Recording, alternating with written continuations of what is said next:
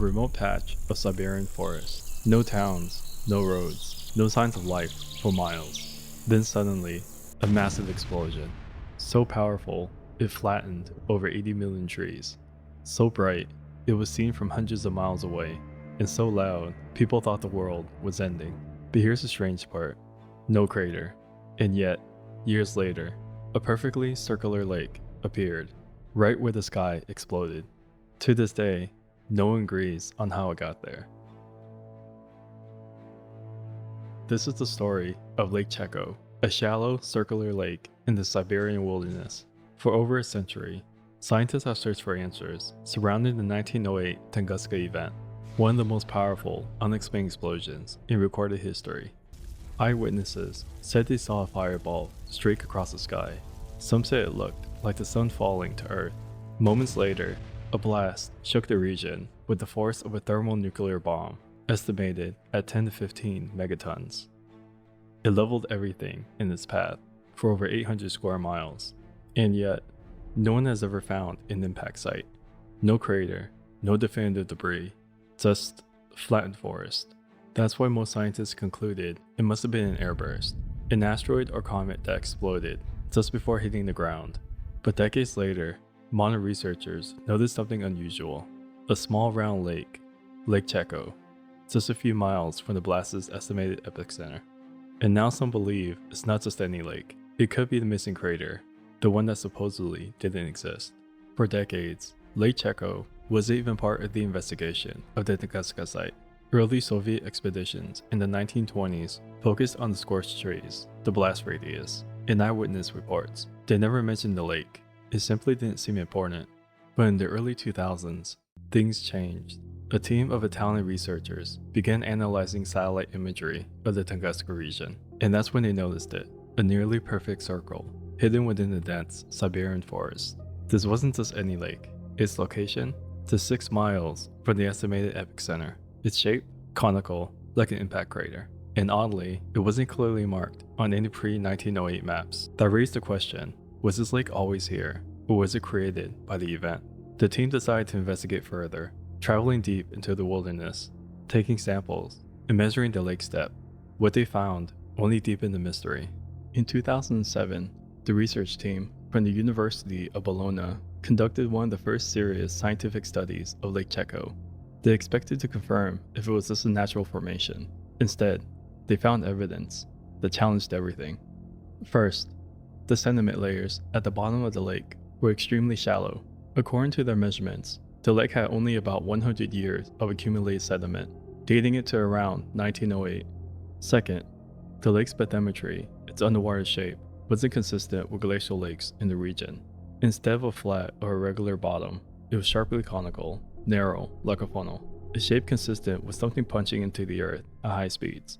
Third, there were magnetic anomalies, certain areas where the magnetic field spiked unexpectedly, possibly indicating metallic fragments beneath the lake bed.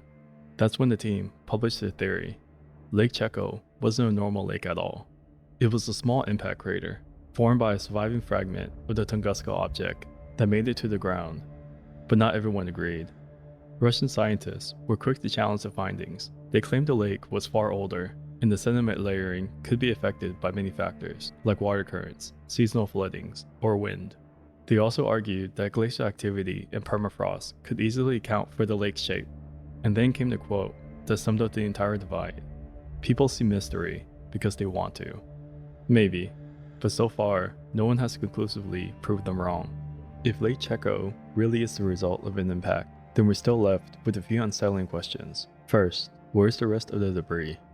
If a fragment of the object hit the ground and formed a lake, there should be traceable material, shrapnel, shock quartz, or isotopic anomalies. But despite repeated core sampling, nothing conclusive has been recovered. Second, why is the lake so isolated in shape and depth? Nearby lakes don't share the same geometry. Most are shallow, irregular, or shaped by permafrost cycles. Lake Cheko? A deep, narrow cone, like a drill hole in the earth. And third, why are we still debating this over 100 years later? With all the technology, ground-penetrating radar, magnetic scans, sediment dating, why is this still unresolved? One possible reason It's not just a simple impact site. Some researchers propose that the Tunguska explosion didn't come from above. It may have triggered something below, a release of subterranean pressure, or even a buried fault line erupting at the same moment. Others go further, pointing to Soviet-era secrecy and the possibility of undisclosed experiments or test ranges. And of course, it could also be a very unlucky lake with terrible real estate, forming at the wrong place at the wrong time. But let's pull back. The Tunguska Event was the most powerful atmospheric explosion in recorded history. It released energy equivalent to 1,000 Hiroshima bombs. That kind of force should leave behind something, but there are no confirmed meteor fragments, no crater, no obvious point of origin. And now, this lake. What makes Lake Cheko so intriguing isn't just its location or shape, it's what lies beneath. Some sonar scans have shown acoustic anomalies, areas where sound behaves erratically, bouncing or dispersing in unnatural ways. Other surveys have picked up subsurface density shifts. If it's something hard and compact, it's buried deep under the sediment, but not visible from the surface. Some researchers have even speculated that the object didn't explode entirely in the atmosphere, that instead, it pierced the ground, leaving the lake as a scar. And some go even further.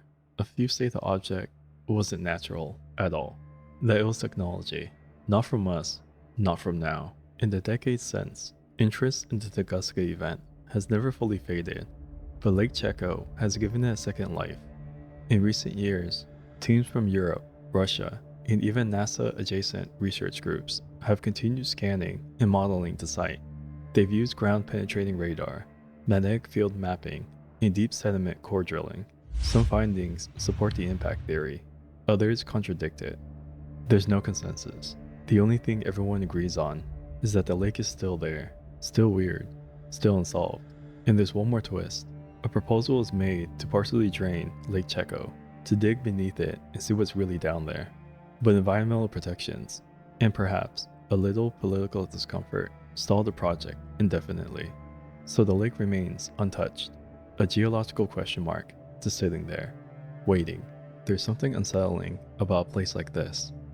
A lake that wasn't supposed to be there, in the middle of nowhere, tied to one of the most violent, unexplained explosions in modern history.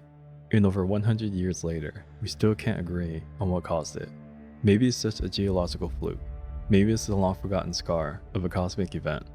Or maybe, just maybe, it's something we were never meant to find. Whatever Lake Cheko is, it doesn't give up its secrets easily.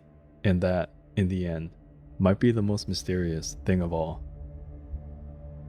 Thanks for watching Late Night Top 5. If you enjoyed this video, we love your support, so hit that like button, subscribe, and drop a comment below.